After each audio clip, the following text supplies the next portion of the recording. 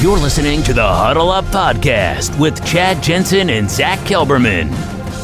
Join Broncos Country's deep divers at milehighhuddle.com and sound off. And now it's time to drop some knowledge.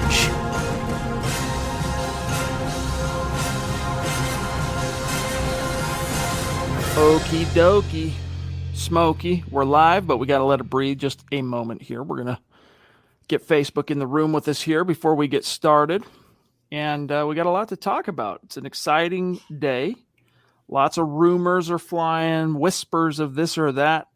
Perhaps a big decision imminent on the quarterback situation. We shall see. But gang, welcome in to the Huddle Up Podcast, presented as always by Mile High Huddle, powered by Blue Wire Pods.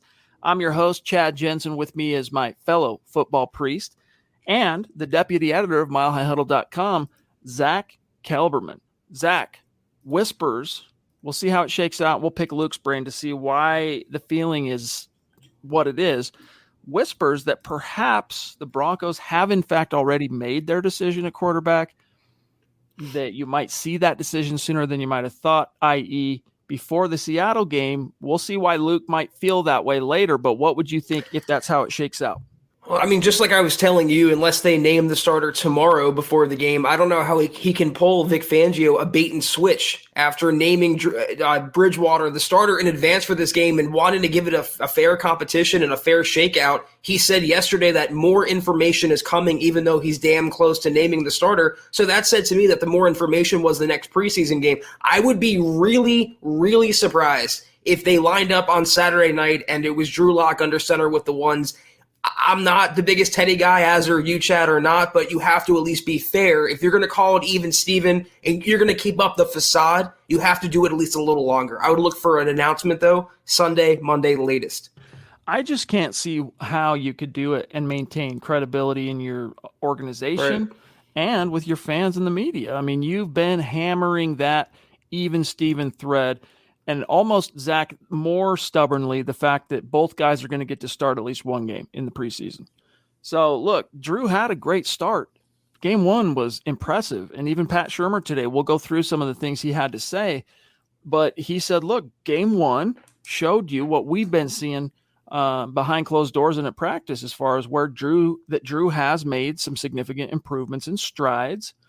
But that was one game, right? As excited as and encouraged as we were, and a lot of fans, to see Drew perform at the level that he did on Saturday, we also have to know and recognize and accept that it was one game, a preseason game at that, and there needs to be more information. But, Zach, it was encouraging to hear how Shurmur, like the tonality with from Shurmur on the topic of Drew Lock, I got to tell you, I can see why people think the decision's already been made, but I can't see. We'll pick Luke's brain here in just a minute, who was there today, but I just can't see them suddenly changing that public posture about each guy's going to get to start at least one preseason game. No, and, Pat Shurmur was asked point blank today, what does Drew Lock, not Teddy Bridgewater, have to do to kind of cement himself as the Broncos starter? You know what Pat Shurmur said? Very succinctly, 2 words, play well. That's it. That's all Drew Lock has to do. It's the same thing we've been kind of hinting at. As long as he doesn't fall on his face, as long as he doesn't crash and burn against Seattle, more than likely he's going to get the starting nod for week one. And those comments by Pat Shurmur said it all. They just want to see Lock show consistency. It doesn't have to be an 80-yard touchdown. It doesn't have to be 2 big scoring drives necessarily. Just no interceptions, no going backward, no inaccuracy for the most part. Be consistent, and you got the job. I tell you what, Shurmur has at times come off as a little bit crotchety towards media. Today was probably the strongest I've really felt that acerbic kind of tone in his remarks. And he even said earlier, it wasn't even that much of a baiting type of question, but he began his answer on this particular question with, I'm not going to give you the headline that you're looking for. And he said it with a little bit of venom, right? That kind of belies. It's like, hey, man, you got to come off, if you're the head coach, or pardon me, the offensive coordinator, Zach, you got to come off like, I don't really care what you think. Go ahead and ask your question, but I'm going to tell you what I think or what I want you to think. Shurmur is He's an enigma. Let me put it that way. But let me just read this quote, then we'll grab Luke.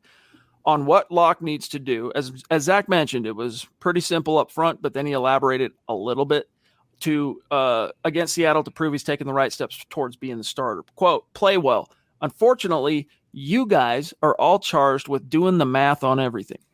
Well, you know what, Pat? I think you're charged with doing the math on this too a little bit, right? I mean, unfortunately, so we got that one. All right. Quote, he just needs to play well. We talk about the quarterback thing behind the scenes and in private all the time. And I think that's really kind of the topic. That's for coach to discuss, talking Fangio with you publicly, but he just needs to play well and continue on the right path. We've seen the improvement. We've seen a young player, in my opinion, get better with an offseason and now a training camp. We're all together, and he can deal with me a little better. We all work together better, and he's also in a position where he's competing with another player who's doing an excellent job. So he's tipping his cap to both cues here in this answer. That's the type of setting we as coaches want to create at all positions, and we're just kind of focusing on the quarterback in terms of, the overall scrutiny in Denver is who's going to be the cue. Your response?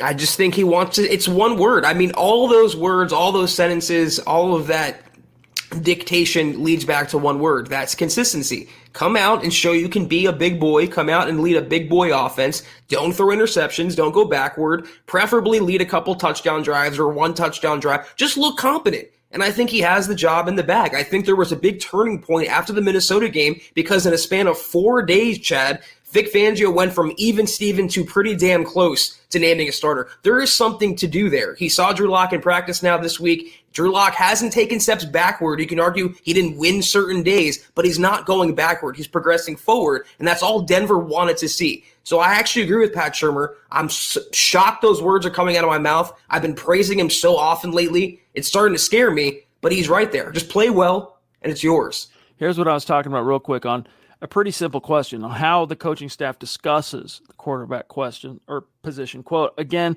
I'm not trying to give you a headline, and I won't. We talk about that like we do other things. Thanks, Coach.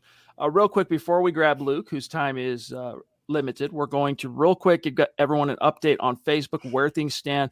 First and foremost, we are 42% complete to our goal on subscribers on Facebook. It's $5 a month. If you become a supporter, you get access to our premium VIP podcast content, which includes Kelberman's Corner on Sundays, Broncos Book Club with yours truly, and the Trickle Zone on Saturdays. $5 a month helps keep the lights on, and you get a little something in exchange that nobody else does.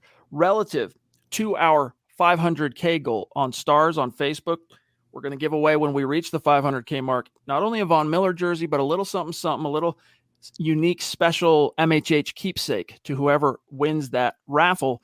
Zach, we're 46% complete. We are barreling toward it. Like, I really feel confident we might be able to reach our goal in time for the regular season opener. And then here's your leaderboard, gang. Last 28 days on Stars. Surprise, surprise. Zeus McPeak remains king of the hill. All right, he's still on top. Let me blow this up or raise it a little. Howie freaking Day right behind him in number 2. Well, he's got some ground to cover, but still, Howie's been so prolific, Zach, on Stars that he's going to have a lot of tickets in the raffle, so to speak. Michael as well, who's coming in barely nipping at Howie's heels at number 3. Travis Weber at number 4. Andrew Lampy at 5.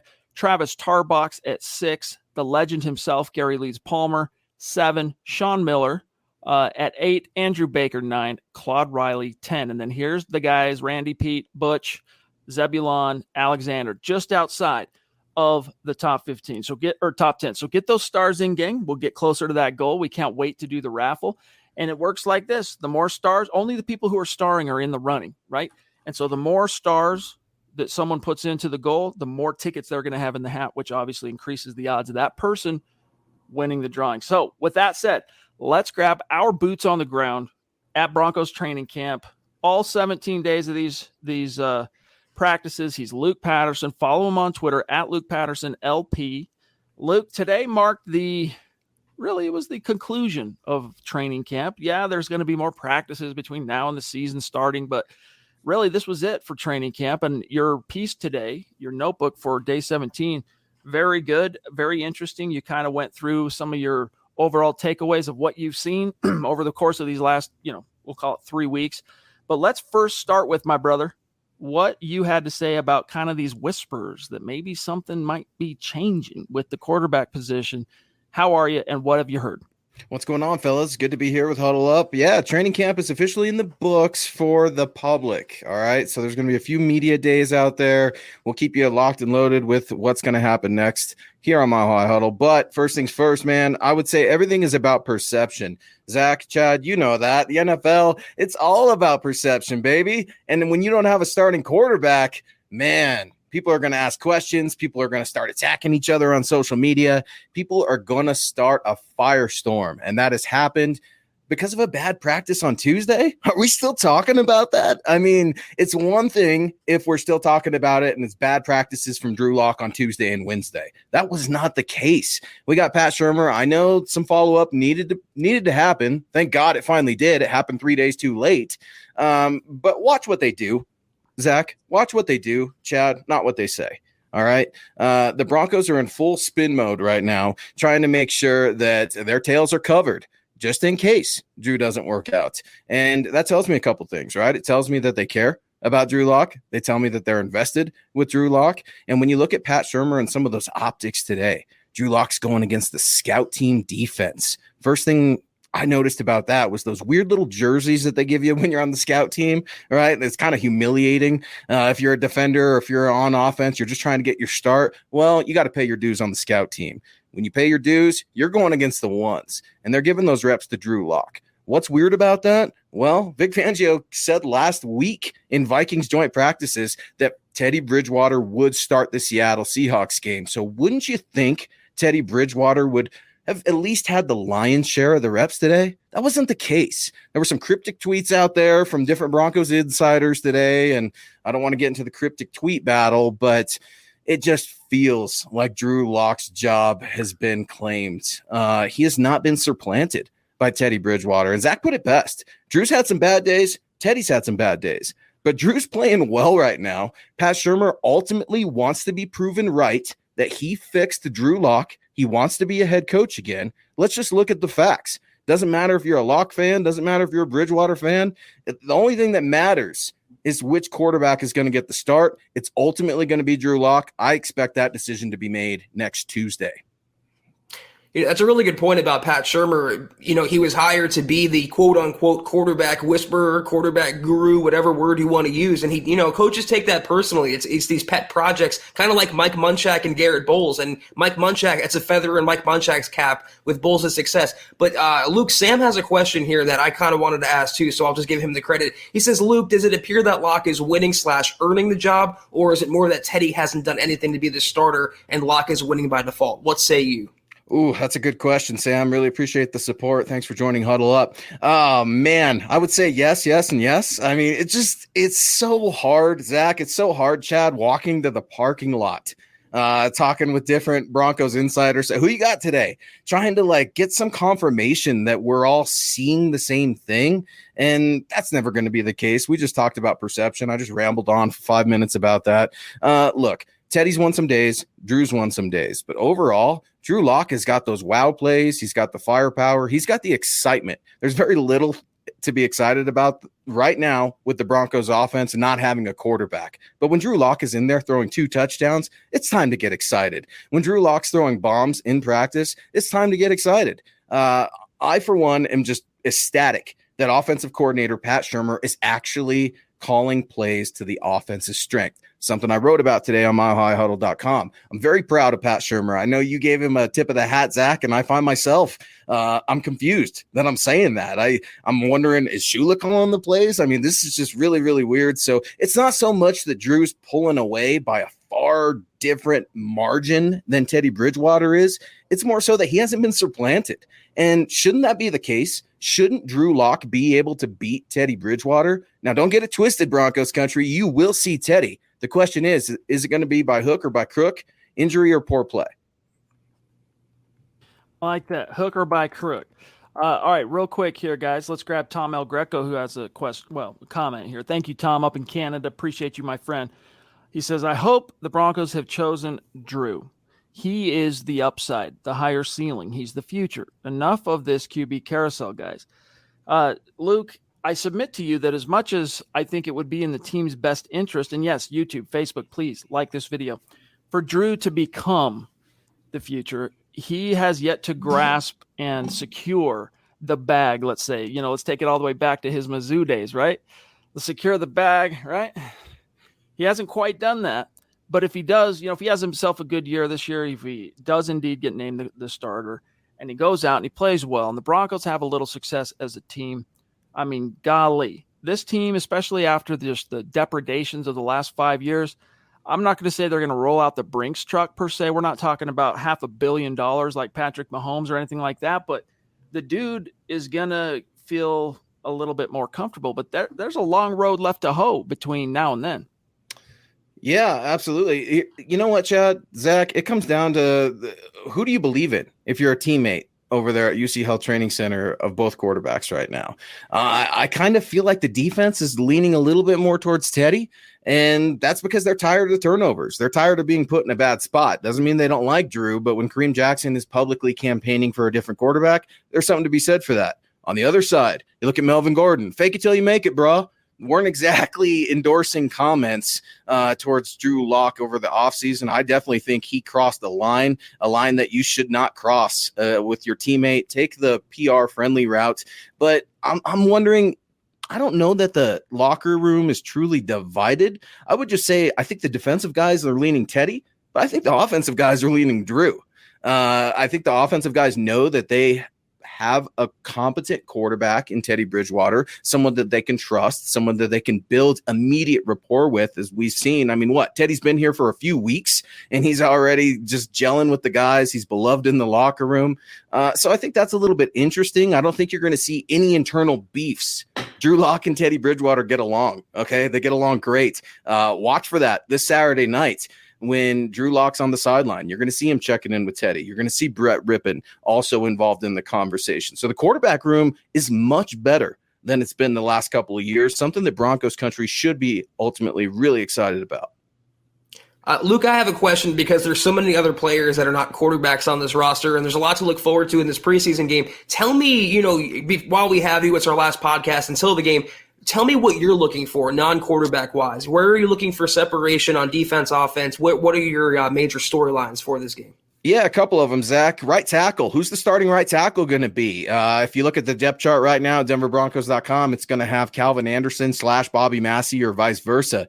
Well, Zach, this week it's been a lot of Calvin Anderson over at right tackles. I thought Bobby Massey was pretty much penciled in to be the starter. Well, that's flipped completely on its head this week. So I'm going to be looking at that. Now, Cam Fleming, I believe. I don't know. I don't like what I see there. He'll probably be on the left side. So watch out for that right tackle position because Broncos country, we have been in dire need of a right tackle, just like a quarterback. The good news is we've got 3 guys that at least will be there and want to play Juwan James Digg. So linebacker is also another one. I think Josh Watson had a really tough game last Saturday. Number 54 was all over the field, but in a slower way, a couple steps behind. Start looking for that depth. Justin Sternad, absolutely love to see what that kid could do. Caden Stearns, looking for him to put together another good game. We don't know if Von Miller's going to be out in the field. I know that he said he didn't really want to play on the turf. He would if he could, but keep an eye on that running back. What's Melvin Gordon going to do? We know he doesn't like to show up to OTAs. He should want to show up to this preseason game because Pookie Williams is going to be the starting running back by the end of the season, guys. I'm telling you right now, if this guy can stay healthy, he doesn't have a lot of tread on the miles, or a lot of miles on his tread, rather, just because of those splits with Michael Carter at the University of North Carolina. So if you're an active member of Broncos country, which everyone on this channel is at Mile High Huddle, you're going to watch the right tackle, you're going to watch the linebackers, and you're going to watch some defensive backs. All right, Luke, last one for you here, my friend. You named Jerry Jeudy in your piece today as the MVP of training camp. And no surprise, right? He's been a sensation. We've talked a lot about him on the show. But if you had to pick a runner-up, who would it be? Trinity Benson. I know that sounds weird, guys. I know. I used to be number 1 last year, I think was his jersey number. I had to look it up. Not a lot of notes on him. He has just been so consistent, fellas. I wrote about this last year. He's going to take Deontay Spencer's job. And I think Deontay Spencer, Pro Bowl alternate, AFC Special Teams Player of the Week against Carolina Panthers last year. He will get picked up by another team, so don't feel bad for the young man. But your time has come. Trinity Benson is showing that he is not just a gadget guy. He is a receiver. He's getting separation. It's insane. And speaking of separation, Kendall Hinton's still out there, folks. I don't know if he's going to make this team, but they are giving him first team, second team reps, third team reps, whatever. He's catching anything thrown his way. And I'm not saying he's lightning in a bottle. He's not KJ Hamler fast. He's not Cortland Sutton with 50-50 balls, but he's a football player. And this team has lacked football players for years. So I think it's a little bit more than Owen Kendall hitting a solid from last year and stepping up for him in a big way. George Payton wants players, and I don't think he's going to be ruthless like the Detroit Lions and cut anybody on their birthday next week with that long snapper. I mean, that was just a complete, Richard Nine move from Campbell. But you got to see this team take shape. And how does a team take shape? They need football players. The day of the athlete is done. It doesn't work down there in Dove Valley. You got to have grown men, smart, intelligent football players that are going to win you football games.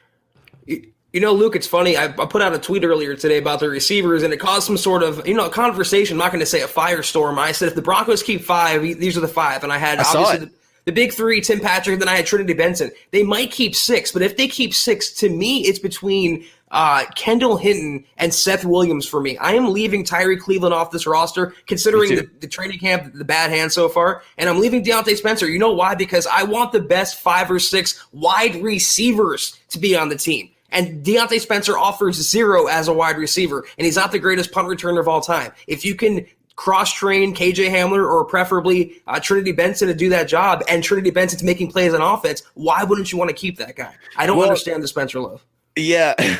Yeah, I hear you, man. I think just guys get enamored with big plays. Zach, as you know, we haven't seen many of them from the Broncos. The Broncos haven't been scoring points. So maybe it's, the feel-good punt return of the season last year that's still ringing through. I don't know. But I got to ask you this. Are you willing to give up Tim Patrick? Because I am willing to trade him right now. And that's a compliment. That's not because I don't like Timmy Pats. That's because I love Timmy Pats. I need to see 81 in a starting role. You and I have talked about it ad nauseum, Chad. We've said it on the Huddle Up podcast this week. Tim Patrick will start for about 25 other teams right now. I would immediately trade him, try to get some value, and do him a solid. Tim Patrick came in here undrafted out of Utah State. Tip of the cap to Chad there. But look, man, he's made Utah. Okay. He's made the best of his time as a Bronco, but this team is just too crowded at wide receiver. Get something for that man and let him play. Here's the problem, though. What are you going to get for him? Especially right now, he has that groin injury. I mean, would you get a 4? And is that 4 more valuable, Luke, than having Tim Patrick on the team? I'm a big Tim Pat guy. And you know what? Cortland Sutton, he's coming back from the ACL. KJ Hamler is seemingly always banged up with the hamstring. You can do worse than having insurance in the form of Tim Patrick. Big TP kind of guy. And I'd rather the Broncos, they can get a compensation pick for him. Let him walk on the open market next year. He'll get a decent contract, and he'll have the entire season to get healthy. Right now, I kind of would agree if you can get maybe a second round for him, but a 4th. Yeah, that's, you bring up a good point, Zach, because we're seeing Cortland Sutton still trying to get used to that knee. I think it's his brace more than anything. I really do. I think a lot of people are worried about his health, but good Lord, he's wearing a Garrett Bowles left tackle brace, and he's one of the best receivers in the NFL. Take that brace off of that man and give him a sleeve and let him run. You bring up an excellent point, because what happens if Cortland Sutton's banged up, which will probably happen? The starting receivers, starting offensive line, guys are going to go down this season through no fault of their own. So when that has happened, Tim Patrick has not only been an insurance policy, he's been money in the bank himself. The guy's a football player in his own right, not the fastest guy, but a receiver that's pancaked to DBs and linebackers. He's willing to throw hands. I absolutely love Timmy Pats, so I could definitely get in line there, because I'm not trying to rush Timmy Pats out the door. I just want to see more football from Timmy Pats, and it's a good problem to have at the end of the day, fellas. All right, guys, you heard it here from Luke Patterson. Follow him on Twitter at Luke Patterson LP. He'll be continuing to follow the Broncos camp beat for us, even though it's closed to fans henceforth. But Luke, thanks again for making the time as you have these last 3 weeks, my friend, and we'll look forward to talking to you soon. Yeah. Hey, guys, appreciate the time, and be sure to catch MHI this Saturday night. We will be doing a live game, Carl Dummler and I, from Building the Broncos at 6 p.m. Mountain. We will be taking you up right up until kickoff, almost an hour away. So be sure to get at us on Saturday night. It's going to be fun. All right, guys. Luke, talk to you soon, brother. Be good. There he goes, Luke Patterson. We'll react more to some of what Luke had to say there. Real quick, though, Zach, I got to do a quick update and let everyone know where today stands on the Facebook stars. And let me just go ahead and preview this a little bit. Travis Weber is back and with authority. All right, my dog, number 1 on the day already. And he was, what was he? Number 3 or 4 in the total ranking. So Travis, thank you for those stars, brother. He said, also, we got Andrew Lampy right there at number 2, Travis Tarbox, number 3, Gary Leeds Palmer, number 4, Leaf Roebuck, number 5. So we've got 5 of our superstars on Facebook who are over the 4-digit mark on today's stream. So thanks, you guys. Andrew Baker, Ron Frey, or is it Fry? I would say Frey. Michael Ronquillo, what's up, dude? Gerald Hendy, Shayna Creason. Guys, keep them coming. We'll keep checking back, and we will obviously keep an eye out for any of your comments, questions in this chat. And real quick, Zach, we've got some very, very patient superstars. Kevin, I'm sorry to tell you that the chat has jumped yet, and I can't, I'm lamenting this even now, show your awesome YouTube profile pic, which I just love, dude. Football priest hat. He's got the MHH mask. He is ready to show out and go to bat, go to war for MHH and the Denver Broncos. So, Kevin, thanks, my friend. He says, just showing my support for the greatest podcast. Appreciate you, Kevin. Still love your movies. Silent Bob in the hizzy. Also, Andrew Morrow jumping in early. Thank you, my friend, for that super chat. Thanks. And yeah, we're sending Andrew out a little T-shirt as a thank you for his support. And you be sure to get us a selfie when you get that in, my friend, and we will flex for you on MHH Instagram. Zach, here's Dakota Marquez. Thank you, Dakota. It's good to see you, buddy. What's up? Finally able to catch a live stream? Well, hey, we're glad to have you, brother. Thank you. I know you're watching and listening even when you're not live, but it's great to have you in the stream. Also, Big Earn. He was gone for a minute, but now he's back, and we're stoked to have him back. Good to see you, brother. Appreciate you being with us. And then here's Casey Nickel. What's up, brother? He says, squad, let's go. Locke is going to be the starter, and we need to remember he had to earn it this year. He's more poised, polished, mature, and ready. Again, thank you, Casey. And Zach, that is a good point in this case, that if the momentum and the tea leaves are being read correctly, and this pendulum is swinging Locke's way, he will have earned it. You know, he did go to toe-to-toe. He had to sing for his supper. And even though Teddy Bridgewater, you know, let's face it, he didn't have to compete against Tom Brady here. Still, Teddy's an experienced vet, a competent vet. He knows what he's doing is no joke. And if Drew ends up truly being named the starter, that's got to be hugely confidence inspiring.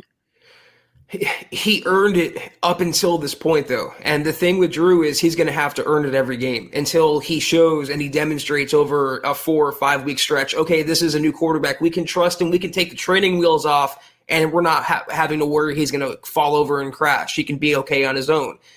He earned it up until now. And he's going to have to avoid last year getting comfortable or the Broncos getting complacent. That's where they ended up in this position in the first place, having to acquire Teddy Bridgewater because they entrusted Locke too early. I'm a big Locke guy, as everybody knows. That's no secret. But, you know, he has to still prove to me that he's a new quarterback, that he's a trustworthy quarterback, a reliable quarterback, and a competent quarterback that the Broncos can win because of and not in spite of. A question from a great supporter on Facebook, Trevor Sandell. What's up, Trev?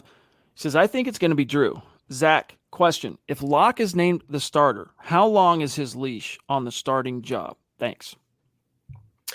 Like I just explained, it starts out increasingly small. Let's say he's named the starter on Sunday going into week 1. That leash is going to be about this big. But if he shows in week 1 he has a good performance like he did in preseason, the leash will grow a little bit. The hope is that the leash is so long, we don't even think about the leash anymore. And the Broncos at that point, they would have what we call a franchise quarterback. I am not even close to dubbing Locke as such yet. He's a potential franchise quarterback, and he's going to have to earn it, like I just said, every single game, every single snap, because they do have a competent backup now in Teddy Bridgewater who can replace him, and the Broncos can win games with Teddy as well. So Drew really has a lot to prove week in and week out. I think to truly be accurate in how I would predict this, I would have to throw in the one caveat, which is at what point in the season would a potential slump occur? If it's early in the season, I could see them rolling with the punches perhaps a little bit longer in terms of giving a little bit more benefit of the doubt and rope to Drew Lock. But my canned answer, and I've given this some thought over time, not just tonight on this question, is 2 games. If Drew Lock either A, stinks it up for 2 games, or B, the Broncos go on a 2-game losing streak, I think you enter the all bets are off zone where, depending on the lay of the land, depending on some of the other mitigating factors from upcoming schedule to where you're at in the standings to playoff seeding and all that stuff, you could see a quarterback change being made. Gary, what's up, buddy? Good to see you. Glad to have you back. Sam Bam in the hizzy, Zach. Appreciate you, Sam. He says, what's up, dudes? I believe the decision was already made months ago that Locke is the starter. It was just a matter of Locke not falling on his face, playing bad, and it appears that has not happened. You could be right on that, Sam. I think probably a more accurate way to say that is I believe the hope was from months ago that Locke would win the job. I think the team, at least the big-time shot callers, right? We're talking George Payton, we're talking Elway, and maybe I won't include Fangio in this, wanted Drew to win the job. Why? Well, the dude's got a higher ceiling. We talk about that, Zach, on this podcast often. The ceiling is significantly higher for Drew Lock, and the team has made an investment in him. And I'm not just talking about the trade up in the second round and the second round draft pick itself. I'm talking about the time, the blood, sweat, and tears, the sacrifices, the coaching, the development that have been put into Drew Lock. You want to see that provide this team a return, especially in the wake of 5, I'll just say, even though they're not all 5 technically losing seasons, 5 losing seasons, right? If you don't get to the playoffs, I'm sorry, even if you're plus 500, it's a losing season in my book. So, look, I think Drew Lock, they wanted him to win, Zach, but he had to confirm that. He had to make it a reality. I think it became increasingly apparent when they passed on free agent quarterbacks and they passed on quarterbacks at number 9 and they passed on a Deshaun Watson, Aaron Rodgers trade that they wanted Drew Lock to win the job. Just to pick up on your previous point, though, Chad, I agree with you that a midseason slump constitutes 2 games. After that, the Broncos would maybe look toward making a quarterback change. But the context matters there. I don't think just losing 2 games would be enough to yank Lock. Because what if he throws for 300 yards, 3 touchdowns, and no picks, and they lose? That could be another factor. It could be coaching, could be defense. It's going to have to be where he falls apart. So 2 games in a row, they lose, and they lose because he threw 3 picks, because he lost 4 fumbles over that time. They have to lose because of him, and they would look to replace him at that point. Maybe. Agreed. Context, whatever those, again, the lay of the land is going to make a difference in that decision. And there's multiple levels of analysis if and when that time might come for Let's Drew hope it Lock doesn't. and the Broncos. Yes, indeed. Anthony Bomer in the house. What's up, buddy? Love the t-shirt. Let him hate indeed. Welcome. Appreciate you. He said, Monday can't come any sooner. My friend is here making fun of me for saying we're going to make the playoffs. This team is going to shock the world this year. Hey, man, we love the optimism, and I think fans have every right, even if this team hadn't endured the last 5 years that it had, fans have every right at this point in the season to be uber optimistic in their squad, and it just so happens that this time around, there's a little bit more meat to that meal that's being served to you, not only in the fact that, you had another great draft, a new GM comes in, makes some pretty baller moves in free agency too, and then you get out into the preseason and, they lay it to the Vikings. And that's not really, Zach, a litmus test or a predictor for regular season success. In fact, it's the exact opposite. Traditionally, the teams that do the best in preseason typically don't do the best in regular season and vice versa. But nevertheless, all you can do is take it an opportunity at a time and analyze the information from there. And the first swing at the plate this year, Zach, the Broncos knocked it out of the park. Exactly. Yeah. It's really taking it one game at a time because Fangio correctly, smartly put the onus on the games and not necessarily the practices. Anthony, I don't know if you have future psychic ability. I don't know if you're looking forward to Monday for a quarterback announcement or you think the game's Monday. The game's Saturday night, and I think we'll have a decision, though, by Monday latest, as long, again, as Locke does not fall on his face. We got Travis Weber checking in. Good evening, Chad and Zach and Broncos country. Whoever gets the starting gig, let's just have his back and let's win some games. Denver Broncos for life, and a mile-high salute to boot as well. Appreciate you, Travis. And you know what? While we're there, let's go ahead and update where things stand today. Travis, still well in the lead on stars for today. Over 5,000 stars in the house. Sean Miller right there, 1,800. Butch, 1,500. Andrew, 1,200. Travis, 1,100. Gary, 1,000. Leaf, 1,000. Man, we love it. Appreciate you guys. Andrew Baker's up there. Ron Frey, Brian Bowman. Thank you, Brian. Michael, Gerald, Claude, Colby, and Shayna. Really appreciate all your support on Facebook, gang. And just know, those stars, the more you star, the more tickets you're going to have in the raffle. And we are really interested, intrigued, excited, looking forward to that opportunity. And we will make it a part of the show. All right. We'll have the tickets made up. We'll have them in a hat. Zach will do a drum roll. I'll teach him how to do a double stroke roll. Okay. And he'll have a little snare. He'll do a drum roll, pull it out. Boom. Here's the winner. It's going to be really cool. All right. Really cool. So Zach, get on that. Okay. Go buy a snare drum, some sticks, get ready. Got you. Amazon, here I come. Boise man. What's up, brother? Good to see you. He says, I think it would be super beneficial for the team for Locke to start this season. The easier schedule, the first 3 weeks, gives him a great chance to shine. That's a good point. Boost his confidence. Denver Broncos for life. Yeah, regardless of which Q wins this battle, and it's pointing toward Locke, that's a very favorable first quarter of the season, Zach. Very favorable. And so, if Drew does end up being the guy, man, he's got a real opportunity. And I think this time around, he's not going to be taking anything for granted. This is another thing he talked about, more so kind of hinted around in his last media availability. Basically just that, he's smelling the roses now. He's not necessarily from his own volition. The Broncos basically came to him and said, Drew, stop, smell the roses. You got to sing for your supper, dude. Look at what's going on around you. You're not on scholarship. You're being paid, my dog. And last year wasn't good enough. If you want the start this time, you're going to have to earn it. And so far it appears that he has. And I think that mindset, Zach, that paradigm shift that goes from I'm on scholarship and I'm the man to, hey, I just worked my ass off to win this job. My NFL career as a starting Q in this league was under threat. I answered the bell. I vanquished the threat. And so it makes it more, you appreciate it, right? If you're Drew Lock, you fight for it more. You go the extra mile. You do the things that are going to be required to hold on to that so as not to squander that mountain of effort and what the time and energy you put into it, the accomplishment.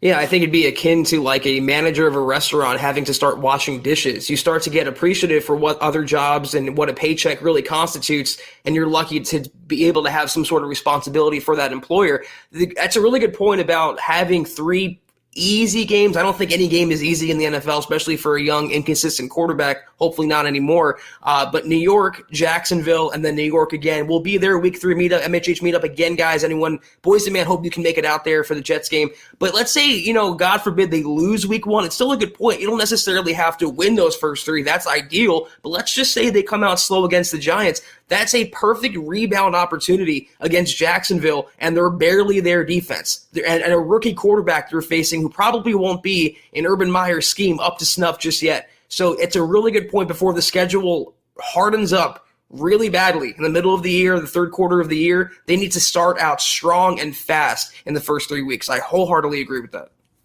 Maurice says on YouTube, the wife and I just celebrated our 25th anniversary in Napa this week. Wine country is great, but it's no match for Broncos country. Love my Bronco family. Congrats on that, dude.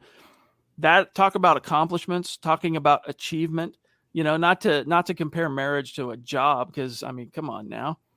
At least if you're married to the right person, it shouldn't feel that way, but it still takes work and it still takes sacrifice and compromise and all that. So Maurice, congrats to you on 25 years with the missus. Zach Brian Greenfield, BG, as we like to call him on this show, a legendary Mount Rushmore superstar, says, I saw people in the chat saying that they see both quarterbacks playing this season. I sure hope not, because that's hardly ever a good thing.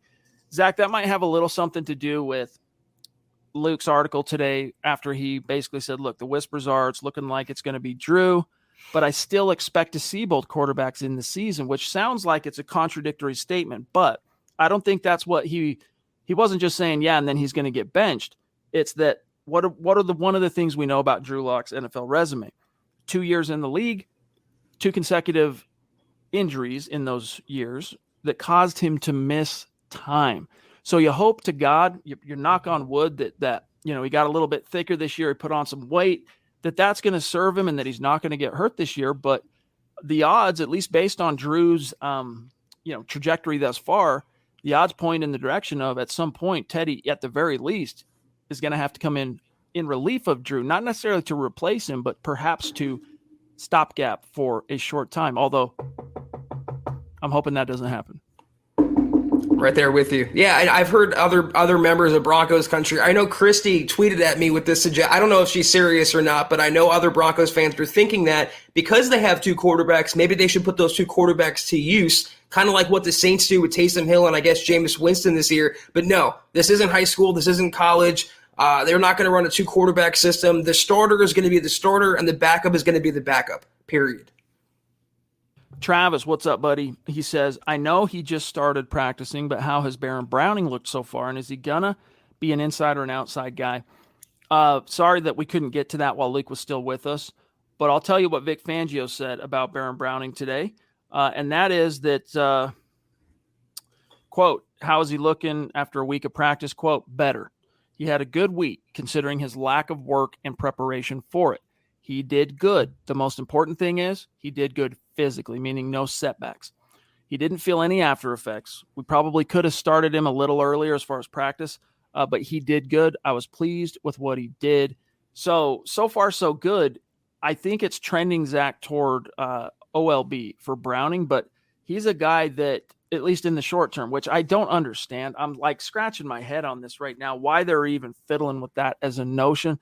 I know that he was kind of a cross-trained jack of all, master of none at Ohio State, and that's shame on the Buckeyes, honestly. That's not his fault. That's because he was asked and to do all these things because of necessity. He projects, in my opinion, like if you look at a player and say, what path can we put this dude on that will maximize his skill set and produce the greatest result for the team and the player? That's the position you put him in. For DeMarcus Walker in 2017, it sure as hell was not standing him up at edge. In the case of Baron Browning, Zach, I'm sorry, I don't see it as a rush linebacker. I see it as an off-ball guy. But we'll see. I think it's the type of thing, Zach, where they can train him, play him at OLB, and then, if you get into a tight situation, injuries on the ILB depth chart, he's athletic enough and smart enough, he could step in and do what you need him to do. I can't fault the Buckeyes too much for what they were doing because you're supposed to experiment in college, Chad, and that's what they were doing with his positions there. So I think in the NFL, though, the Broncos have a responsibility to play him where he serves the team best, and I thought that was at inside linebacker, considering they're pretty set at outside linebacker. Beyond Vaughn and Chubb, you have Malik Reed, you have Jonathan Cooper, you have Andre Mintz making noise. They're good there. But who do you really have behind AJ and Jewel, who, by the way, has been a little nicked up? You have Sternad and Josh Watson. That's pretty much it. So there's more of an opening and more of a necessity at inside linebacker. I would hope, and you nailed it, I'm getting serious shades of DeMarcus Walker. And you can say they ruined or stunted his development because they didn't play him at one spot. I hope there's not a repeat disaster with Baron Browning. Stick him at inside linebacker. If he can cover a running back or a tight end a few snaps a game, so be it. You have 2 starters in front of you already. There's no doubt it stunted his development. And I know it wasn't all Denver's fault because he did get sick that offseason and it caused him to lose a bunch of weight. And so they thought, well, let's try and make, lemonade here. And so they said, well, let's stand him up. It was a setback for him. It probably significantly curtailed what he could have been, even though I don't think he was ever meant to be in Denver. That was a pick from the beginning that just didn't make very much sense for the Broncos. As much as I liked the kid in college at FSU, he he was meant to go to a 4-3 defense where he could rush as with his finger in the ground as a strong side, or I should say just as a defensive end, right? At 4-3 DE. Brian with another super chat with a message for Luke saying, "What's up? Thank you for the supers, my friend. We'll make sure he hears that." Gerald says, and thank you for the stars, Gerald. Crazy seeing Luke praise Drew Lock after how he bashed him so much pre-draft. Well, Gerald, I understand why you perceive that as bashing him. I really do. I understand that. What Luke's doing right now is calling it like it is. Eyeball witness. He's been there. He's seen it. He's giving the guy his due. So I don't think it's Luke suddenly changing his tune in terms of his overall view on Drew relative to what he might have said in the past. I mean, I don't sit and chronicle every little take that any of our guys have on a given player, Zach, but except me. I think Luke's just sitting here saying, look, I've seen this dude show improvement. He probably would tell you he was a Drew Lock skeptic. He's seen the improvement. He's given the guys the credit where it's due. I think Luke said himself, didn't he say before the draft that Lock can't play in the NFL? I mean, I think Lock's proven him wrong to that point. But you know what? To Luke's credit, or in his defense, every analyst, every media member, every observer, every fan has their own opinion, and they're entitled to that. If you follow the Mike Klisses, the Benjamin Albrights, the Troy Ranks, they all have their guys. They all have their proverbial horses in this race. And you can, if you're smart enough, if you read up enough, you can kind of tell who likes who. Kind of like you guys come on here and know that Chad and I are pro-Lock guys. You go on a different podcast and they're kind of anti-Lock guys. Everyone, we're all still human. We all have preferences and bias, whether we admit it or not. Look, as media and with the platform we have and the brand we represent, not just our own, but talking about Sports Illustrated, talking about Fan Nation, we do strive to walk the line of objectivity. But as Zach said, I don't care who you are, human bias is going to come. It's going to leak out somewhere, somehow, some way. And we've always on this pod maintained a optimistic posture, supportive posture of Drew, while at the same time also trying to tell you the way it is, including, and this stands true to this day, Zach, as Drew appears to be on the brink of being told he's won the job. If it doesn't work out this year, if he isn't able to rise to the occasion and be equal to his opportunity, time's up, dude. Broncos got to move on if Drew doesn't strike while the iron's hot this year and carp diem this bad boy. Michael, what's up, dude? Thank you. Really appreciate you, brother. We love you. Also, Leaf Roebuck, this team's going to be fun to watch, but please just beat the Chiefs, baby. I know. I mean, I hate having to say it like this, but it's, in all honesty, it's not even close. But it's going to almost, if when that time comes that the Broncos do finally knock off the Chiefs, whether it's this year or in the not too distant future, Zach, it's going to be like not too far removed emotionally from the triumph of hoisting the Lombardi, because it's been that long, dude. And it's not just a bad losing streak against a team. It's the freaking Chiefs, dude. One of your hated rivals of all time. I mean, look, eras have kind of dictated which team fans in Broncos country hate the most in the AFC West. I mean, when I was growing up, it was all about Raider hate. All right. I was a kid from the 80s. But the team has to be good. That rival has to be good in order for that hate to really percolate, marinate, for the hormones to rise to the surface. In the 90s, none of the AFC West teams, well, maybe a little bit of the Chiefs were any good. 2000s early anyway, the Chiefs were good for a minute there with Priest Holmes and Trent Green. Then it became the Chargers. Everyone hated the Chargers more than anything. The Cutler era when Phillip Rivers was getting his. The Raiders haven't really been a team that you can hate because they've sucked so bad. But the Chiefs, Zach, the joy, just the pure joy of when that time comes will be something. It's funny, though. Everyone's acting like, remember everyone who played backyard baseball, remember Pablo Sanchez in the game, literally unbeatable? That's what they're acting like the Chiefs are. I mean, this isn't an undefeated, unblemished, perfect team that can never be vanquished. It literally happened in February, and it was actually quite embarrassing how they lost. And Tampa Bay kind of gave the blueprint to the NFL, including the Broncos, how to beat the Chiefs. And they have the talent. It comes down to defense and quarterback play. If they can hang with them, I could see them splitting with the Chiefs. I could see them stealing a game this year. I mean, they're not an unbeatable, perfect team that achieves godlike status, and we have to just award the Lombardi now every single year because they have Patrick Mahomes. They are beatable. and the Broncos can do it. Agreed. Absolutely. I just think for the last couple of years, really since the arrival of Mahomes, I hate saying this, that brings me no joy, Broncos country, but the Chiefs have lived in the Broncos' head rent-free for a minute. And it's part of that juju, you get caught up as a whether you're an individual, you might have a foe, a team. Sometimes you end up making it bigger in your head than it really is. And I think there's something very true about that as far as the Broncos and the Chiefs since, let's just say, 2018. But it's never too late to change. It's never too late to flip the script and get back on point. And I think that moment is coming much sooner than people might realize. Jerry, appreciate the stars. Appreciate you being a supporter on Facebook, my friend. He says, I'm enjoying being a Lock fan since before we drafted him. Time to shine.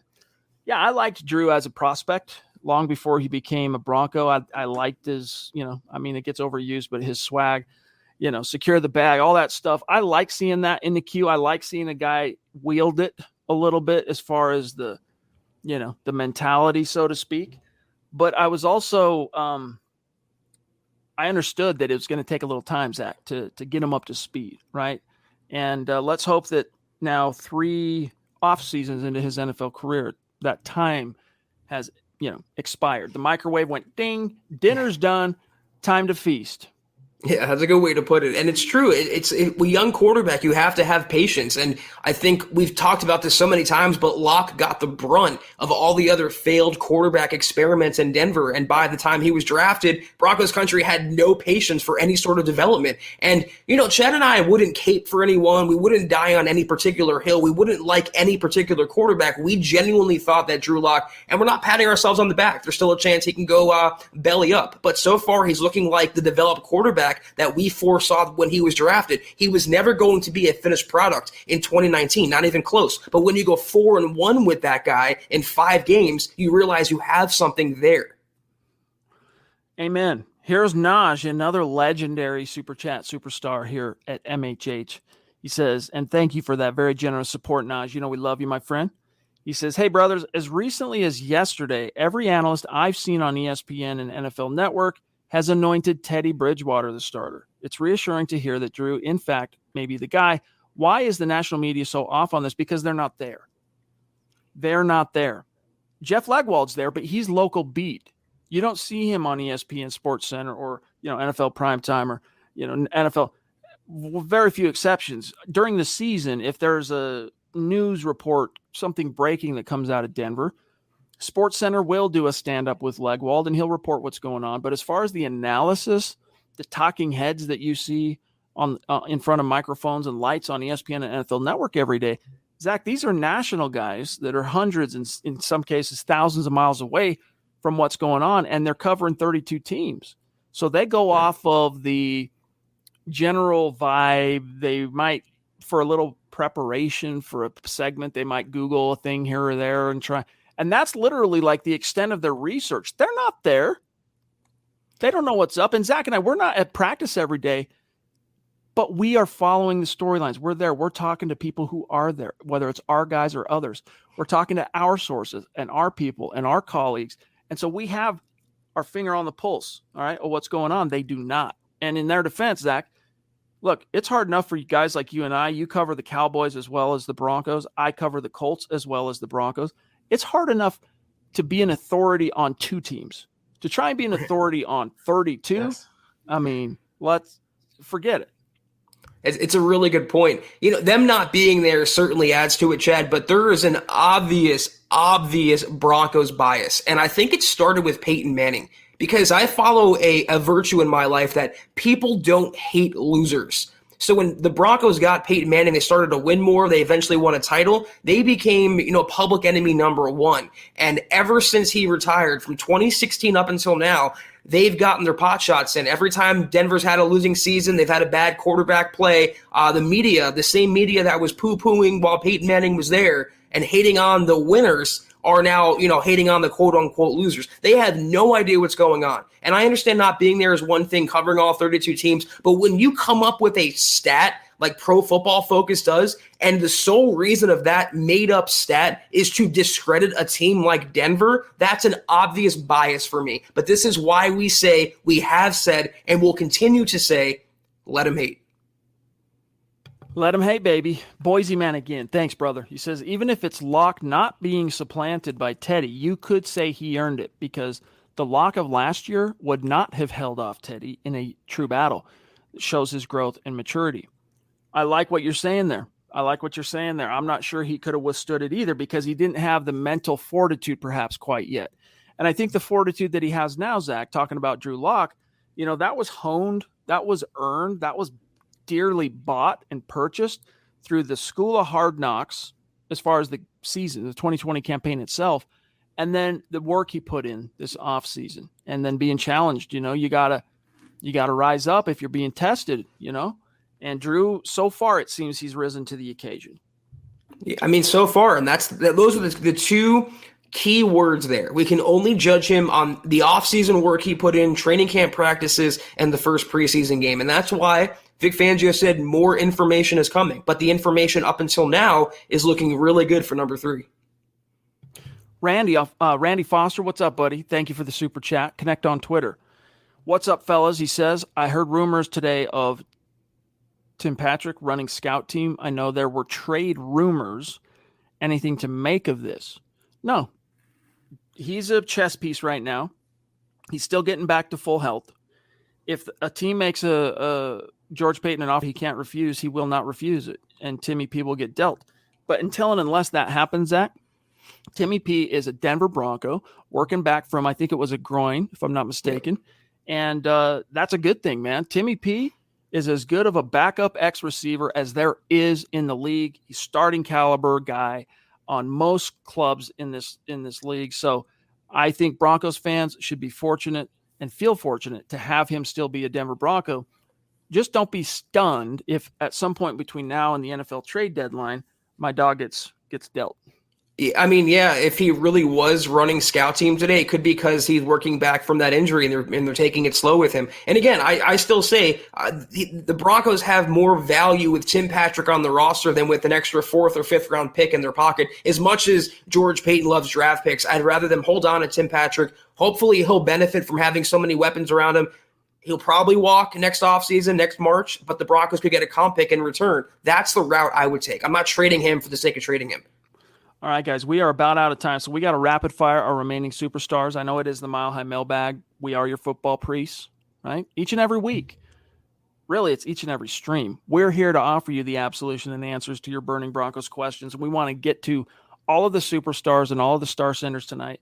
But we're about out of time. So, Zach, we got to hustle through that. BG jumping in again to say, sorry, guys, I can't get on the Jerry Jeudy train. The best thing I see that I like about Drew this year is a total different attitude. Yeah, I've seen that too, my friend. We remarked about that yesterday after his media availability. He just seems like a more centered, more mature cat. And, hey, that comes with time. That's the difference between, being smart and being wise, right? Wisdom comes through experience. And Drew has had now 3 years of experience in terms of off season and 2 years of seasons itself, football seasons in the league. So, yeah, Jeudy, though, I don't know what you're tripping on with Jeudy. I think by the end of this year, you're probably going to be singing a different tune on that front, my friend, in all honesty. I think Judy's poised to have a true breakout season, especially if Drew turns a corner. Yeah, you said it perfectly there. I was with you, Brian, coming out after last season. I still, I questioned whether the Broncos should have taken a receiver there. Should they have taken, Jefferson there or CeeDee Lamb there, then his drops and his attitude. But every box so far that I've had for Jeudy, he's checked this offseason so far in training camp. He hasn't dropped one ball. He's got, you can argue the preseason game, this and that. I still think he was being held. He's still displaying the footwork. He's breaking ankles. He's been a star. Mostly with Teddy Bridgewater, but he can make plays with either quarterback. I'm right there with Chad. If you were down on him, just wait on his explosion. He's going to be a breakout player to watch on offense for sure this year. Another update on today's top star senders. Travis Weber still comfortably in the lead. Randy Jones, number 2. Wow, thank you, Randy. Andrew Lampy as well at number 3. Love you, Butch. Appreciate you. Sean, Leaf, Travis, Gary, Michael, Andrew, Ron, Brian, Gerald, Claude, goodness, look at this list. Colby, Shayna, thank you guys and gal. We love Lots of and new names. appreciate you very much. Welcome All right, to all Zach, you guys. here is Dale, another super chat superstar, MHH Mount Rushmore guy, near and dear to my heart. He's he helped out the Jensen clan in a big bad way, looking out for us. Appreciate you, bro. He says, I appreciate the updates from Luke. He did a good job covering our guys. I heard Benjamin Albright say that Denver's base defense will likely be nickel. Thoughts? Well, I mean, it depends on what personnel grouping the opponent lines up in on the first snap, to be honest with you. But we already know that NFL teams, including the Broncos, are playing 80% plus of their snaps nowadays in sub-package, nickel, dime. So, yeah, I mean, in essence, whether it's that what is there on the field snap one or in the final analysis after a game, you're going to see nickel is the predominant, formation, personnel grouping, whatever you want to call it, for this defense. Yeah, I was going to say that's the way the NFL is going. It's a pass-first league, a lot of offensive firepower on the field, and you want to combat that the best way you can, and that's a nickel defense. So that's going to be, de facto-wise, it's like calling Ed Donatel the defensive coordinator. It's by title only. They might play some base, but their de facto base will be nickel. Kobe Ray, welcome. Thank you. Appreciate that super chat. Make sure you connect with us on Twitter because we will want to shout you out after the show. Kobe, Von Miller's conference. He was listening in on the offense last week in Minnesota and said Drew was calling the play before it came in. He's ready. That was a cool little anecdote that Von shared today. And it is, I think, a little sign, another harbinger, another omen that this could be Drew's time, that the message got through. He's ready to go. We'll see, though. That's a really interesting observation, though, that he's learning, mentally, he's growing psychologically playing the position. And as Peyton Manning proved, to be cerebral, it adds so much to your arm talent, adds so much to your game. So if he can pick up on those kind of things, and maybe that was a Peyton influence trait, because he worked with him this offseason, picking and diagnosing plays and having that prophetic kind of vision for diagnosing play calls. This is how Locke is getting better. And if Von Miller says it, I know he's very pro Broncos quarterback. It's still a really interesting, insightful observation. Willie, what's going on? Another longtime great superstar. He says our mid-season schedule is tough. I don't know. Yeah, it is, man. It is. That's why you got to make the most of the easy part, right? And in the league, I shouldn't even use the word easy because it's the NFL, man. Any given Sunday, but still, opportunity knocks with that relative strength of schedule to open early, especially that first quarter of the season. Yeah, you got to beat the teams that you should beat. And I just said any given Sunday in the NFL, and there's no easy games, there's no gimme games, but the Jacksonville Jaguars compared to this Broncos outfit, the Jets, even the Giants to an extent, those are the teams the Broncos on paper should beat. And as long as they do that, they should have 9-10 wins when it's all said and done. On Facebook, Andrew Lampy, so who's going to be the surprise cut this year? Bro, I'll tell you what. I don't think there's going to be a surprise on the caliber of like TJ Ward 2017. I don't think you're going to see some like bona fide Pro Bowl caliber stud suddenly get handed his walking papers on the doorstep of the regular season. But the top candidates, as far as cuts that are more established vets, the guy that continues for me to rise to the surface there is Royce Freeman. But with the injuries, the way the injury bug has shook out, and honestly, knocking on wood again, the Broncos have been relatively blessed so far this training camp. Like nothing egregious to point to, right? As far as the injury bug, like so far so good. Let's go ahead and continue whistling past the graveyard. But seeing Mike Boone go down, right? Having Melvin Gordon dealing with a groin, that's been good for Royce. So honestly, I'm not sure there is going to be one of those shocker type cuts this year. The name that came to mind right away was Michael Ojemudia. I just didn't like the way he played in the Vikings game, and they're so deep at cornerback, obviously, this year. Stranger things have happened. Leaf says, Tim Patrick is a peacock. You got to let him fly. Quoting the other guys in the stream. Leaf, respect. He says, but keep him a Bronco while the young buds grow. # Van Isle Broncos fan. Very cool, buddy. State of being, baby. Swag Nation jumping in. Thank you for that super chat, Swag. It would be foolish not to start Locke when you clearly can see the upside and arm talent and growth we need. Locke, not Bridgewater. Agreed, my friend. That's why Zach and I have questioned the wisdom, even though it's probably going to end up being all for the greater good as far as Drew and the team, of giving away 50% of those reps to Teddy when he could really have used them. But at the same time, I talked about this the other day on the show. You'd look at priorities. All right, which could end up having the greater impact on Locke overall macro meta? The fact that he was challenged and that competitive anxiety caused him to dig deeper into his football soul and pull something out of it that was greater than he was before, or simply the, arithmetic of losing 50% snaps. I think right now I'm hanging my hat on the fact that football psychology the team pulled on him by forcing him to compete will ultimately end up having the bigger positive impact on him and the team than what if he would have got the 50% reps. Yeah, I'm not a big fan of quarterback competitions, but at least if you're going to push a young quarterback that you want to see start, that you're kind of biased toward, or you have a preferential mindset toward, at least make it a backup that can be effective and kind of challenge your incumbent. I wrote a story earlier today where I said that Teddy Bridgewater turned a friendly duel into a legitimate battle. And he did. It became a competition. It wasn't anything handed to Locke. Bridgewater didn't roll over. And even Locke said he's a better quarterback now directly because of the presence of Teddy B. Robot of Doom on Twitch says, how about week 1 against the Giants? How about both Teddy and Drew go out for the first snap like Lindsey and Gordon did last year? Yes, indeed. Laugh, cry face emoji. Right there with you, my friend. Here is one from David who says, why is it Luke stated that Locke and Shurmur got into it at camp on Tuesday, and even Ben Albright said Shurmur said it was equipment malfunction?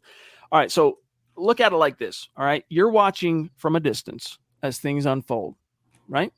And then all of a sudden you see a guy who's been in doing the reps at Q, a coach hollering, hooting and screaming from the sideline. Dude gets tapped by the other Q and says, you're out. And then as the quarterback's walking back to the sideline, his voice is raised at the coach and the coach's voice is raised at him. Would it not be easy in that very moment to interpret that way Luke did? Meanwhile, what really happened, all right, here's a metaphor for what happened. It'd be like if I told my son, go out and pull some weeds, kiddo. And he dutifully goes out and does the job. Nothing to question. He does a decent job at it. But then I open the back door and I'm yelling at him. I'm trying to get his attention. And to me, it appears that he's ignoring me because he's not replying. So I run up on him and I'm screaming. Now I'm pissed off. But it turns out he had his earbuds in. And so then he goes and looks at me that I'm screaming at him. He goes, what are you screaming at me for?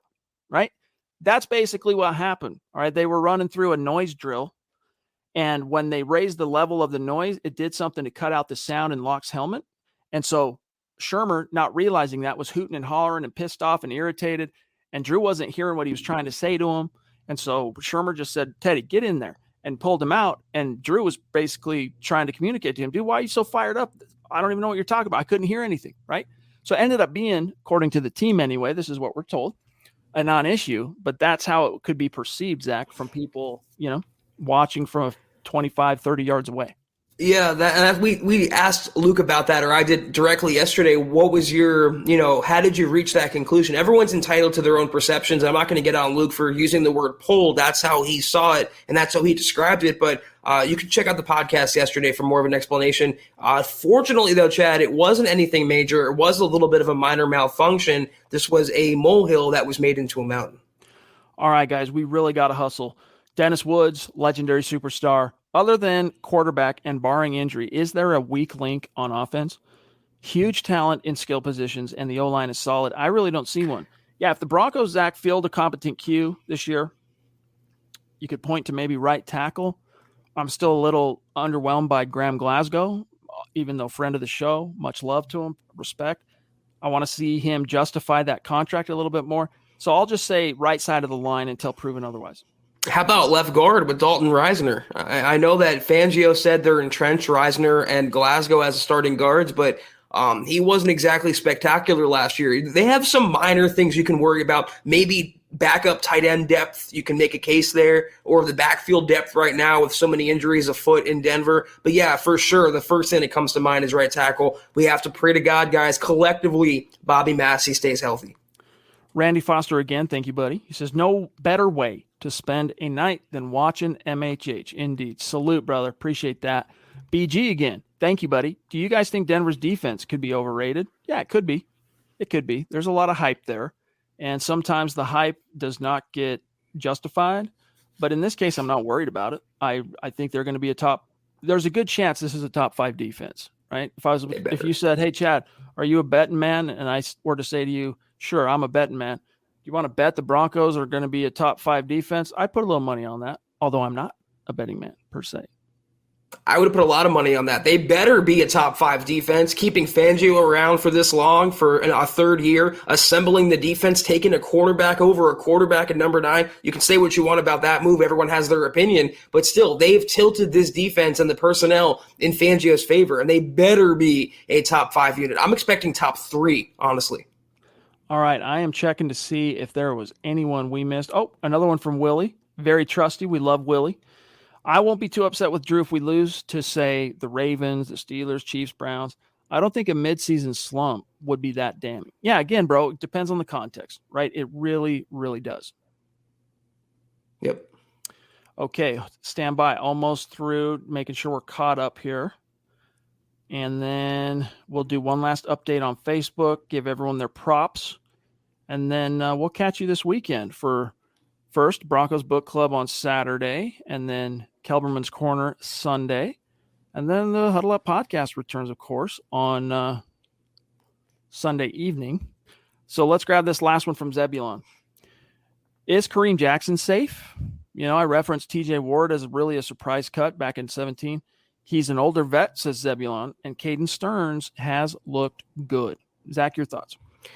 You know, when we got the question about the surprise cut, for a second, Kareem Jackson went through my mind, but, you know, they brought him back for a reason. I don't think Stearns is quite there yet. There's a reason why P.J. Locke and Trey Marshall were listed ahead of Stearns on the first depth chart that came out before the Vikings game. I think eventually one of Stearns or Jamar Johnson will be the starter opposite Simmons, but for right now, they like Kareem. He's good in run support. He's good in the locker room, and he's going to be the incumbent. It may be until midseason. Then you'll see a changing of the guards. You know, here's the thing. Kareem is a precious, he's favored by the coaching staff. Donato loves him. Fangio loves him. In the case of TJ Ward, you know, if you were to try and find an allegory to the potential cutting of Kareem, you point to the TJ situation. That was more weighed, Zach, not by his being an impact player or not, or how long he was in the tooth, but by the fact that in that moment, the Broncos were much more salary cap conscious because of just where they were relative to the cap. They don't really have those concerns right now. You know, they're still sitting pretty relative to cap space. So barring Kareem falling off in camp, which he didn't, I'm not seeing that happen. All right. Last thing here, Zach, and then we'll say goodnight to everybody. Let me just grab Missed a super? Yeah, let me just grab. I saw Boise. I don't remember the monetary, amount of the super. I see it on invites for fantasy. Fantasy. Yeah, Boise, that's coming relatively soon. I think we're going to hold the draft, guys. Again, MHH Fantasy Draft, $50 buy-in for this season. I think we're going to hold it the first week of September. So after final cuts, before week 1, we have some time to let things settle and see how the roster forms around the NFL before we have the draft. But I will keep you in the loop. Everyone else out there who wants, and again, let me know. Last call, guys, coming up soon. Fantasy draft, first week of September. And I just realized, man, I'm glad we saw that, because I just realized we missed one from Sam Bam too. So, guys, thanks for letting us know that. If and when that happens, please, as always, let us know. Scream and holler in the chat. Sam Bam, thank you, buddy. Chiefs are the best team in the AFC West, but they're beatable. The Broncos are the most talented, though. Chargers, overrated. Raiders are the Raiders. I feel you on the Chargers being overrated, but they've got that up-and-coming young Q, and we'll see how the young new head coach manages to handle the pressures. But the Raiders are no joke, man. I mean, look, it's fun to laugh at Chucky, and, sometimes it's hard to take Derek Carr too seriously, but Broncos could not beat the Raiders last year, bro. Right. So at this very moment in time, and I think it will change soon. You can't really talk too much trash on the Raiders because they swept the Broncos last year. Did you see, though, the story that came out about an hour before we started podcasting about the Raiders? They did something illegal with some sort of money. I don't know. I can't remember the context, but this is a reason why they had some executives up and quit and resign out of nowhere. I think the story is leaking out now as to why. So it's typical LOL Raiders. Yes, indeed. All right, guys, last thing here, and we will say good night here. Here's how everyone finished on the leaderboard for tonight's stream on Facebook. Travis Weber at 6,200 stars, man. Salute. Randy at 5,000. Salute. Sean Miller, 2,200. Salute. Andrew Lampy, 2G. Salute. Butch, 2G. Salute. Michael, 1,200. Leaf, 1,200. Salute. Travis, 11.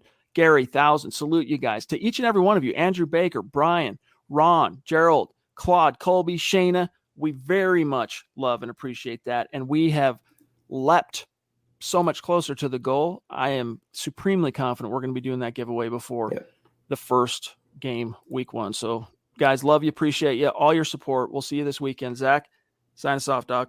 Have a great weekend, Chad. Everyone in the chat, have a great weekend. Thank you for tuning in with us tonight. This was the Huddle Up Podcast, and you can follow the Huddle Up Pod on Twitter at Huddle Up Pod. You can follow the main account at Mile High Huddle for all your Broncos news, analysis, rumors, film breakdowns, and so much more. You can be sure to follow Chad on Twitter, as you can see, at Chad and Jensen. You can follow myself at Kelberman NFL. If you haven't already, guys, go to huddleuppod.com and get your swag on. Get yourself a hat, shirt. Get yourself a Building the Bronco shirt, as you see Chad rocking there. Get yourself a trucker hat. You can get yourself one of these hats. Anything on the store is available for purchase. Quality stuff, we promise you. If you haven't already, guys, go to facebook.com/milehighhuddle. The coffee mug, guys, I use that very, very often. It's very lightweight, feels good in your hand, makes your morning coffee that much better. Facebook.com/milehighhuddle, big blue button. Chad referenced it. We have 3 exclusive shows on the weekends: Broncos Book Club, Trickle Zone, and Kelberman's Corner with yours truly. Become a supporter with that. We appreciate your patronage. Tanner, last minute, hopping in, 999 Super. Thank you, Tanner. Good job, you guys. Sorry, got in late. No problem, Tanner. We appreciate you tuning in and joining us tonight. Hope you had a great Thursday and you're going to have a great weekend leading up to the game Saturday. Also, facebook.com, guys, /MileHighHuddlePod. Like the page, follow the page there. But if you can't do any of those things, guys, we totally understand and respect and appreciate you. Just do these 3 things that take a few seconds. Subscribe, like, and share this video, and every video you see on the MHH channel helps us grow and reach new Broncos fans just like you, just like all of us, and help us congregate in the huddle as we come to be known. We are off, though, until this weekend. Huddle Up Pod Sunday night. We have Broncos Book Club, as we mentioned, Saturday. Kelberman's Corner Sunday. Take care. Have a great weekend, guys. Get ready for the game Saturday night. You've been listening to the Huddle Up Podcast. Join Broncos Country's deep divers at milehighhuddle.com to keep the conversation going.